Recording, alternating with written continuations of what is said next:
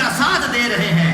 اب میں بات یہ کر رہا تھا قربانی کی، تو گفتگو کا حاصل یہ ہوا کہ سب سے پہلے قربانی آدم علیہ السلام کے دور میں شروع ہوئی، پھر یہ چلتی رہی، نئے اطوار سے نئے انداز سے ہوتی رہی، پھر یہ چلتی چلتی ابراہیم علیہ السلام کی طرف آئی۔ کہیے سبحان اللہ۔ یہ قربانی بڑی انوکھی تھی، یہ قربانی بڑی نرالی تھی، یہ وہ قربانی تھی جس کی مثال نہ فرش پر ہے نہ اللہ کے عرش پر ہے۔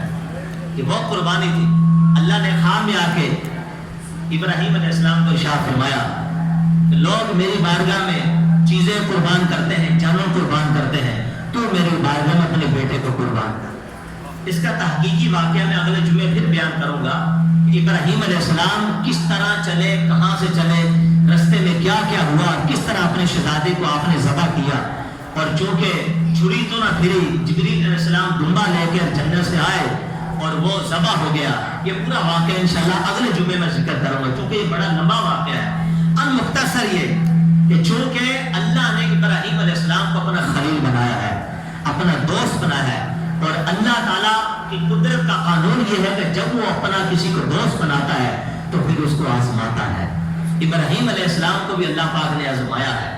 خلیل ابراہیم علیہ السلام رب کے ہیں، ابو بکر صدیق بھی نبی پاک علیہ السلام کے دوست ہیں، ان کو بھی غار ثور میں آزمایا گیا تھا۔ جب ساری صفائی کر کے بیٹھے اور ایک سوراخ رہ گیا، وہاں کپڑے پھاڑ کے رکھ دیے، دوسرے سوراخوں کو کپڑوں سے پھاڑ کے کپڑے کو سوراخوں کو بند کیا، ایک سوراخ بند نہ ہوا، وہاں پہ اپنی ایڑی رکھ کے آپ بیٹھ گئے اور سانپ نے آ کے آپ کو ڈسا، ڈنگ مارا، جس سے آپ کی آنکھوں سے آنسو نکلے، آپ تڑپ اٹھے لیکن وہاں سے ہلے نہ، نبی پاک علیہ السلام کی تعظیم کر رہے تھے۔ یہ وہ یاری ہے جس کو قرآن نے فرمایا اذ یقول لصاحبہ، جب محبوب اپنے یار کو کہہ رہے تھے لا تحزن، اے ابو بکر تو غم نہ کھا، ان اللہ معنا، بے شک اللہ تعالیٰ ہمارے ساتھ ہے۔ تو جب یار کوئی کسی کا بنتا ہے تو اس کو آزمایا جاتا ہے۔ مولا علی بھی حضور کا یار تھے، ان کو بھی آزمایا گیا۔ حضور ہجرت کرنے کے لیے تیار ہیں، ابو بکر صدیق کو ساتھ لیا اور مولا علی کو فرمایا جا رہا ہے کہ علی یہ امانتیں ہیں فلاں فلاں کی، کل تو ان کو دے کر مدینے آ جانا۔ حضرت علی سبز لباس پہن کر سو گئے۔ یہ وہ، حالانکہ وہ بستر موت تھا، کسی وقت بھی دشمن حملہ کر سکتا تھا جان لینے کے لیے، لیکن حضرت علی کا ایمان دیکھیے کیسے پکے یار تھے، کیسا پکا عقیدہ تھا۔ ان کو پتا تھا کہ نبی مشکل کشا ہے، نبی اللہ کی عطا سے غیب کی خبر رکھتا ہے۔ حضرت علی فرماتے ہیں کہ مجھے کسی وقت بھی موت آ سکتی تھی، لیکن رب کعبہ کی قسم اس رات جو چین کی نیند میں سویا، کبھی بھی نہ سویا، کیونکہ مجھے یقین ہو سکتا تھا کہ کبھی بھی علی کو موت آ سکتی ہے، لیکن آج کی رات علی کو موت نہیں آ سکتی، کیونکہ میرے نبی نے مجھے فرما دیا یہ امانت دے کر علی مدینے آنا، اب علی کو مدینے جانے سے دنیا کی کوئی بھی طاقت نہیں روک سکتی۔ کیسی یاری ہے، یہ کیسی دوستی ہے؟ تو پتا چلا کہ یار کو آزمایا جاتا ہے۔ حضرت ابراہیم علیہ السلام بھی اللہ کے یار تھے، اللہ کے دوست تھے، تو آپ کو آزمایا جا رہا تھا۔ اور اللہ تعالیٰ نے جب اپنے پیارے بندے بلال حبشی کو بھی آزمایا، چونکہ وہ بھی اللہ کے یار تھے، کہیں ذرا سبحان اللہ، وہ بھی اللہ کے یار تھے۔ امیہ بن خلف کو دیکھیے، تو وہ پتھر مار رہا تھا اور مکے کے عباج قسم کے لڑکے حضرت بلال حبشی کو پتھر مارتے تھے، ان کے گلے میں رسا ڈال کر ان کو گھسیٹتے تھے، یہاں تک کہ آپ کی پیٹھ کے نیچے کولے دھکتے ہوئے کونے آپ کی پیٹھ کے نیچے رکھے جاتے تھے، کولے بجھ جاتے تھے، آپ کی چربی جسم سے نکل کر ان کولوں کو بجھا دیتی تھی۔ اس کے باوجود آپ مسکراتے تھے، روتے نہیں تھے۔ حضرت ابوبکر صدیق نے ان کو آزاد کروایا اور پوچھا بلال کیا بات ہے، جس کو پتھر مارے جائے، جس کو تکلیف دی جائے وہ تو روتا ہے، لیکن میں نے دیکھا تو ہنستا تھا، تو مسکراتا تھا، ارے کیا راز ہے، کیا وجہ ہے؟ تو جواب سنیے بلال حبشی کا۔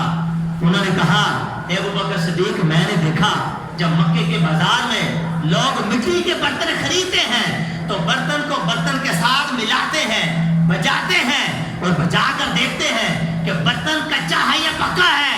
ارے میں بھی عشق رسول کے بازار کا ایک کچا سا برتن تھا، میرا خریدار وہ عام شخص نہیں تھا، مجھے خریدنے والا تو میرا اللہ تھا، مجھے پتا تھا حبشی آزمایا جا رہا ہے اور یہ یاری آزمائی جا رہی ہے، میں اس لیے درد کو برداشت کر کے اللہ کی رضا کے لیے مسکرایا کرتا ہوں۔ کسی شاعر نے کہا، گویا بلال حبشی کہتے ہیں میں بھی ہوں مٹی کا پتلا عشق کے بازار میں اور آ گیا ہوں پسند اس دم نگاہ یار میں۔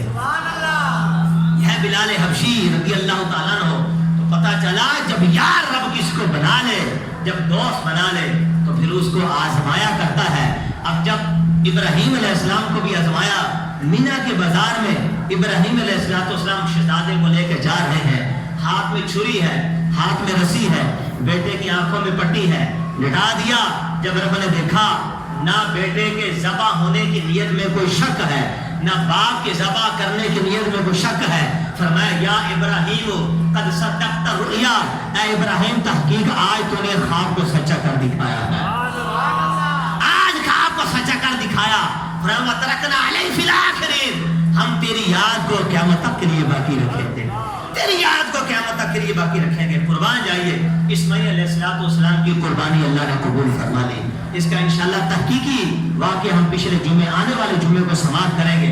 حضرت زید بن ارقم رضی اللہ تعالیٰ عنہ، مسند امام احمد کے اندر یہ حدیث ہے، وہ کہتے ہیں کہ قال اصحاب رسول اللہ صلی اللہ علیہ وسلم ما هذه الاداہی، حضور علیہ السلام کے صحابہ نے عرض کیا کہ حضور یہ قربانیاں کیا ہیں؟ فرمایا سنت ابیکم ابراہیم، یہ تمہارے باپ ابراہیم علیہ السلام کی سنت ہے، یہ ابراہیم علیہ السلام کی سنت ہے۔ اور حضرت عبداللہ بن عمر رضی اللہ تعالیٰ عنہ اس حدیث کے راوی ابن ماجہ کی حدیث ہے، کہتے ہیں اقام رسول اللہ صلی اللہ علیہ وسلم بالمدینہ 10 سنین، نبی پاک علیہ السلام مدینہ میں 10 سال مقیم رہے۔ یضحی، آپ فرماتے ہیں کہ ہر سال نبی پاک علیہ السلام قربانی کیا کرتے تھے، ہر سال قربانی کیا کرتے تھے۔